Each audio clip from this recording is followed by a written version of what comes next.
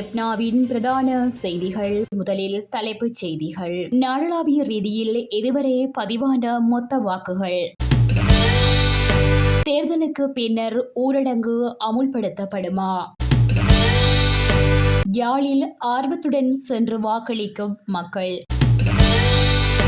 நாடளாவிய ரீதியில் தேர்தல் முறைப்பாடுகள் அதிகரிப்பு. வவுனியாவில் ஐரோப்பிய ஒன்றிய தேர்தல் கண்காணிப்பு குழு. யாழ் வீடொன்றில் வெடிப்பு சம்பவம், வயோதிப பெண் பலி.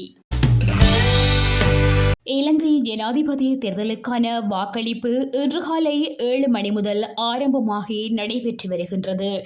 அதன்படி நாடளாவிய ரீதியில் இன்று காலை 10 மணி வரையான காலப்பகுதியில் அளிக்கப்பட்ட மொத்த வாக்குகளின் வீதம் பின்வருமாறு: களுத்துறை 32 வீதம், ஹம்பகா 25 வீதம், ஹேகாலை 15 வீதம், நுவரெலியா 30 வீதம், ரத்னபுரி 20 வீதம், அவ்வாறை 30 வீதம், மன்னார் 29 வீதம், முல்லைத்தீவு 25 வீதம், வவுனியா 30 வீதம், கொழும்பு 20 வீதம், கண்டி 20 வீதம், ஹாலி 18 வீதம், மாத்தறை 30 வீதம், மட்டக்களப்பு 17 வீதம், குருணாகல் 30 வீதம், பொலனறுவை 38 வீதம், மொனராகலை 21 வீதம், பதுளை 21 வீதம், மாத்தளை 22 வீதம், ஹம்பாந்தோட்டை 25 வீதம், யாழ்ப்பாணம் 22 வீதம், கிளிநொச்சி 27 வீதம், புத்தளம் 23 வீதம், அனுராதபுரம் 30 வீதம், திருகோணமலை 30 வீதம்.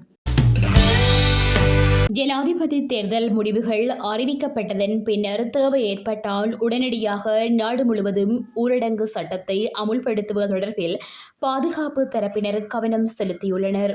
தேர்தல் ஆணையாளர் மற்றும் பாதுகாப்பு பிரதானிகளுக்கிடையில் இடம்பெற்ற விசேட கலந்துரையாடலின் பின்னர் தேவைக்கேற்ப ஊரடங்கு சட்டத்தை நடைமுறைப்படுத்துவதற்கு இணக்கம் தெரிவிக்கப்பட்டுள்ளது. இலங்கையின் 9வது நிறைவேற்று அதிகாரம் கொண்ட ஜனாதிபதியை தெரிவு செய்வதற்கான ஜனாதிபதி தேர்தலானது இன்று காலை 7 மணியளவில் நாடளாவிய ரீதியில் ஆரம்பமாகியது. அந்த வகையில் யாழ்ப்பாணத்தில் 4,92,280 வாக்காளர்கள் வாக்களிக்க தகுதி பெற்றுள்ளதுடன் 511 வாக்களிப்பு நிலையங்கள் அமைக்கப்பட்டுள்ளன. இந்நிலையில் வட்டுக்கோட்டை தேர்தல் தொகுதியில் வள்ளியம்மை வித்தியாசாலை, முருகமூர்த்தி வித்தியாசாலை, அராலி சரஸ்வதி கல்லூரி மற்றும் வட்டுக்கோட்டை இந்து கல்லூரி ஆகிய பாடசாலைகளில் அமைக்கப்பட்டுள்ள வாக்களிப்பு நிலையங்களில் மக்கள் ஆர்வத்துடன் வாக்களித்து வருவதாக கூறப்படுகிறது. ஜனாதிபதி தேர்தலுக்கான தேர்தல் முறைப்பாடுகளின் எண்ணிக்கை மேலும் அதிகரித்துள்ளது. அதற்கமைய மொத்த முறைப்பாடுகளின் எண்ணிக்கை 5,551 உயர்ந்துள்ளதாக தேர்தல் ஆணைக்குழு அறிக்கை வெளியிட்டுள்ளது. இதேவேளை கடந்த 24 மணித்தியாலங்களில் மேலும் 337 தேர்தல் முறைப்பாடுகள் பதிவாகியுள்ளன. இதில் சட்டமீறல்கள் தொடர்பில் 336 முறைப்பாடுகள் பதிவாகியுள்ளதாக தெரிய வருகிறது. அதற்கமைய இதுவரை பதிவாகியுள்ள மொத்த முறைப்பாடுகளில் 4,929 முறைப்பாடுகளுக்கு தீர்வு காணப்பட்டுள்ளதாக தேர்தல் ஆணைக்குழு தெரிவித்துள்ளது. இலங்கையில் 2024 ஜனாதிபதி தேர்தலை முன்னிட்டு வாக்களிப்பு நடவடிக்கைகள் இன்று நாடு பூராகவும் இடம்பெற்று வருகிறது. வவுனியாவில் காலை முதல் மக்கள் ஆர்வத்துடன் வாக்களிப்பு நிலையங்களுக்கு சென்று வாக்களித்து வருகின்றனர்.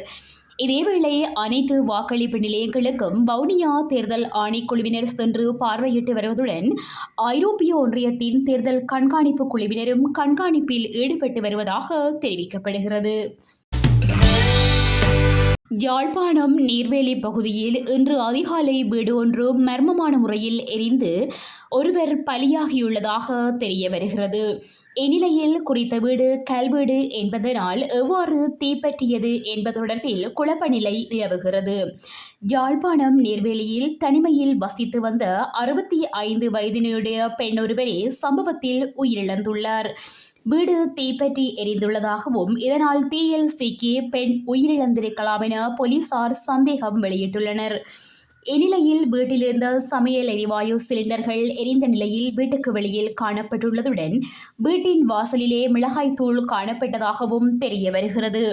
சம்பவ இடத்தில் யாழ்ப்பாண மாநகர சபையின் தீயணைப்பு படையினர், தடயவியல் போலீசார் விசாரணைகளை முன்னெடுத்துள்ளனர். இந்நிலையில் வீட்டிற்கு யாராவது தீ வைத்தார்களா அல்லது எரிவாயு சிலிண்டர் வெடித்ததில் வீடு தீப்பற்றி எரிந்ததா என்ற கோணத்தில் போலீசார் விசாரணைகளை முன்னெடுத்து வருகின்றனர். இதுடன் செய்திகள் நிறைவடைகின்றன. மேலதிக செய்திகளை www.todayjefna.com என்ற இணையதளத்தில் பார்வையிடலாம்.